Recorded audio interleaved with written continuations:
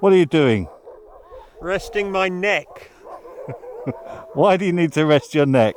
Because my neck hurts from staring up at the sky. Why, is there something going on up there? Yeah, it's bloody Aurora. Maybe we have a look. Oh yeah.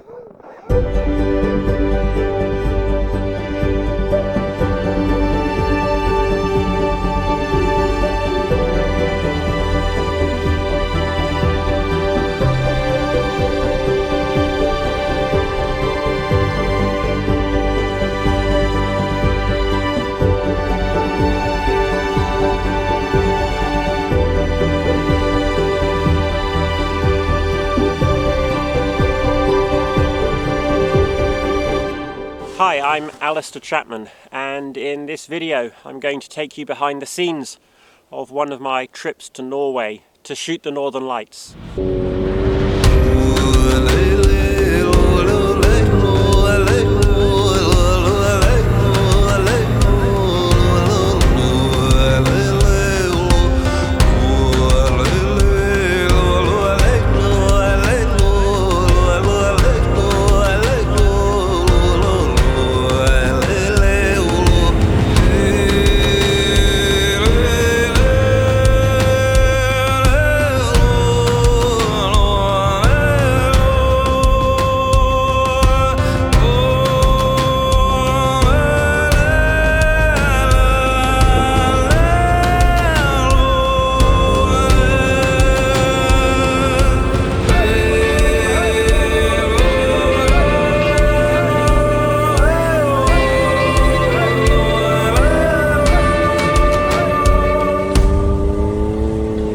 So I'm here in a place called Ravnastua in the very north of Norway in the Arctic Circle. And the Northern Lights are a really special thing for me. I come here every year, and every year it's different. It's never ever the same. Sometimes it's faint and it moves slowly and gracefully perhaps. And then another time I come and it's bright and it moves really fast and it ripples through the sky.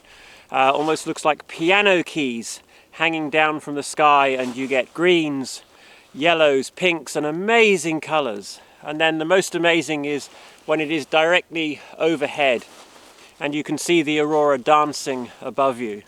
And that is a really special thing, and I absolutely love filming it. And I spend many hours outside in the freezing cold, perhaps 10 hours in -20 or -30 to film the aurora. It is a truly magical thing. I'm shooting this year with the Sony FX3 and FX30. I'm filming this right now with FX30. And I will use the FX3 and 30 to shoot the aurora at night, and during the day when we travel around and see different things, I will mostly be using the FX30. And the reason for using the FX30 is the APS-C sensor that the FX30 has allows me to use the 18 to 105mm power zoom lens. So I can move around on the snow scooters, maybe we'll go ice fishing and things like that, and I can zoom in, I can zoom out. I don't need to keep changing lenses. It's very flexible, it's very versatile, and it gives me really good image quality. So it's a very portable setup.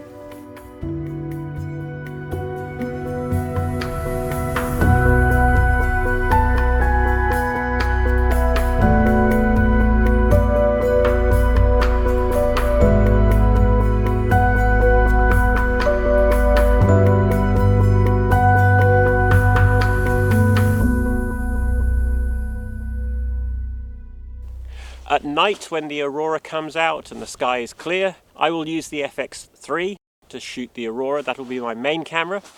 And my main aim is to video the Northern Lights.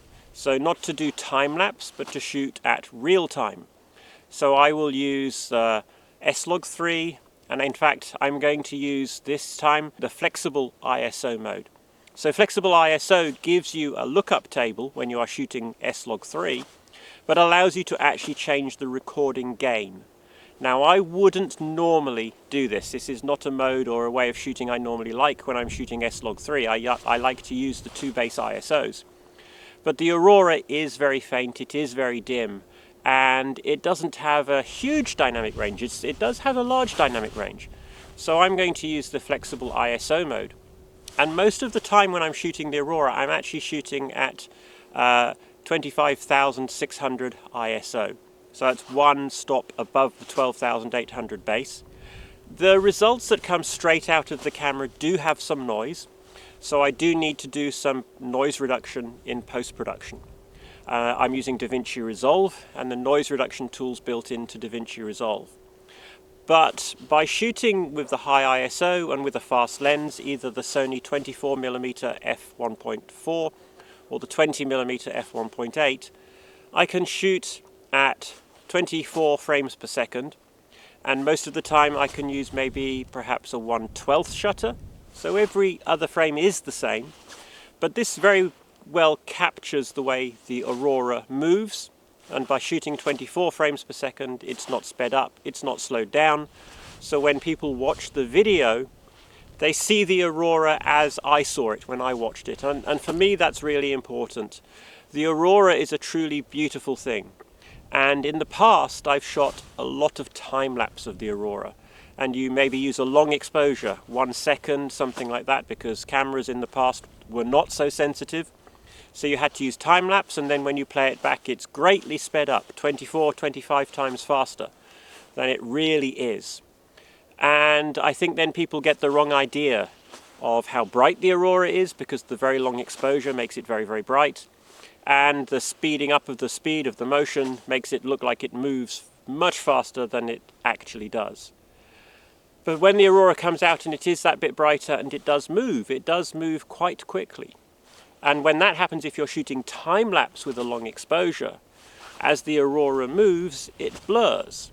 So a long exposure, 1 second exposure shooting the Aurora, you lose all the fine details. Very often there are these pillars or columns of light that move fairly quickly across the sky. But if you can shoot with a much faster frame rate, if you can shoot even at 1/4 of a second, 1/2 a second, 1/8 of a second, any of those faster frame rates, you start to be able to capture more of the detail in the movement of the Aurora. And for me it's important to show that. I want to show people how finely structured it is sometimes. These pillars of light are very, very fine, very narrow, but they move. And a long exposure you lose that finesse, the fine detail.